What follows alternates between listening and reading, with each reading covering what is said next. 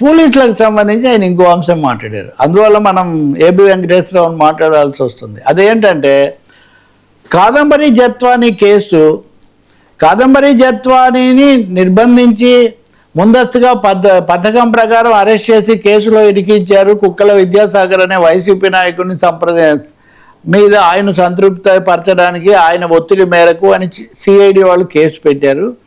మళ్ళీ ఆ సిఐడి వాళ్ళే కాదంబరి జత్వానీయే బ్లాక్మెయిలింగ్కి పాల్పడింది అని మళ్ళీ కోర్టులో ఇంకో కేసులో వాళ్ళు అక్కడ ఇది దాఖలు చేశారు. ఇది ఎలా కుదురుతుంది అంటే ఒకటే శాఖ అప్పుడు అలా చెప్పి ఇప్పుడు ఇలా చెప్పి ఎందుకు జరుగుతుంది? ఇప్పుడు ఇది కూడా ఆ స్టోరీకి కంటిన్యూషన్ అనుకోవాలి. అంటే పోలీస్ శాఖలో జరుగుతున్న మల్లగుల్లాలు, వాళ్ళ మీద ఒత్తిళ్ళు ఎలా ఉన్నాయి అన్నదానికి ఇది ఒక మచ్చుతనకలాగా మనం భావించాల్సి వస్తుంది. ఇవన్నీ నిజమే.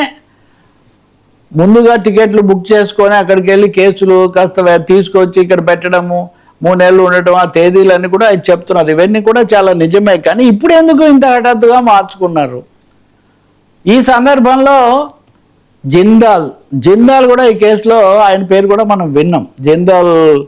జిందాల్ అప్పుడు జగన్మోహన్ రెడ్డితో ఉన్నారు.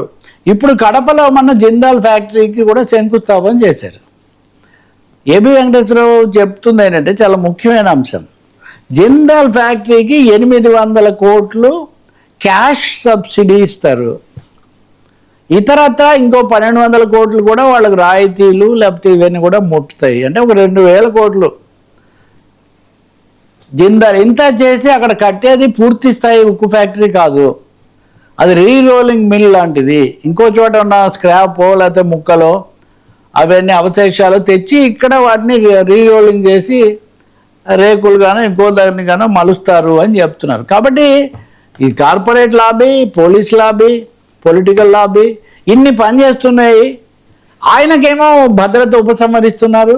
కాబట్టి ఏపీ పోలీస్ పొలిటికల్ వార్స్ అనేవి ఎట్లా పోతున్నాయని ఒక పెద్ద సందేహం ఉంటే ఇది లాస్ట్ బట్ నాట్ లీస్ట్ మీరు అన్న బోరుగడ్డ అనిల్ వచ్చి వైసీపీ కార్యాలయం ముందు కూర్చొని వైసీపీ నాయకులు సజ్జల రామకృష్ణారెడ్డినో లేకపోతే శ్రీహరినో వాళ్ళ కార్యదర్శి వాళ్ళ మీద తీవ్రమైనటువంటి ఆరోపణలు లేకపోతే కొన్నిసార్లు తీవ్రమైన భాష అంతకుముందు కొన్ని వాడుతూ నన్ను ఉపయోగించుకున్నారు. నేను జగన్ తరఫున ఉన్నవాడిని, కేసులకు ఎదుర్కొన్నాను, 22 కేసులు, నన్ను జైల్లో నరకం చూపించారు. అటువంటిది నన్ను ఆఫీస్లోకి మీరు రానివ్వరా, నాతో సంబంధం లేదంటారా అని ఆయన దాదాపు తిరుగుబాటు ఒక విధంగా రాజకీయంగా. అంతకుముందేమో బూతులు తిట్టి తెలుగుదేశం లేదా కూటమి నాయకులను బూతులు తిట్టినందుకు అరెస్ట్ అయ్యి కేసులను ఎదుర్కొన్న వ్యక్తి ఇప్పుడు వైసీపీ కార్యాలయం దగ్గరికి వచ్చి వైసీపీ ముఖ్య నాయకుల మీద ఇలా మాట్లాడుతుంటే వైసీపీ వాళ్ళు మాకు సంబంధం లేకపోతే మనం ఖండించాలి కదా. సంబంధం లేకపోతే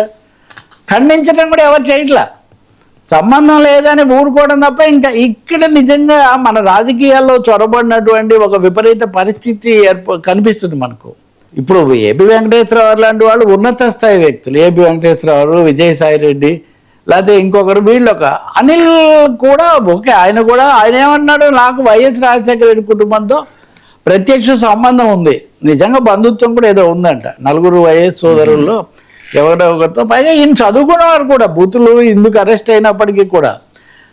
సో ఇట్లాంటి వాళ్ళు ఒక విధంగా వివాదాస్పదంగా కొంత అరాచక ముద్ర వేసుకున్న వాళ్ళు వీళ్ళు కూడా. అంటే సైడ్స్ కూడా అటు ఇటు మారిపోయి, ప్రభుత్వాలు మారిపోయి, పార్టీల వైఖరులు మారిపోయాక వివాదాస్పదం వికృతమైన వివాదాలకు ఇవి దారితీస్తున్నాయి. ఏది నిజము ఏది కాదు, ఎవరు ఎప్పుడు ఏం చేశారు, ఎవరు వెనక ఏమున్నారు అని కూడా తెలియని ఒక పరిస్థితి ఉంది. ఖచ్చితంగా రాజకీయ పార్టీలు కానీ ప్రభుత్వాలు కానీ ప్రజలకు వాస్తవాలు చెప్పాల్సిన ఒక అవసరం మటుకు పారదర్శకంగా ఉంటుంది. అది ఏం చెప్పదలుచుకుంటే అది చెప్పండి, కానీ దాటవేయడానికి ప్రయత్నించడం మటుకు సాధ్యం కాదు.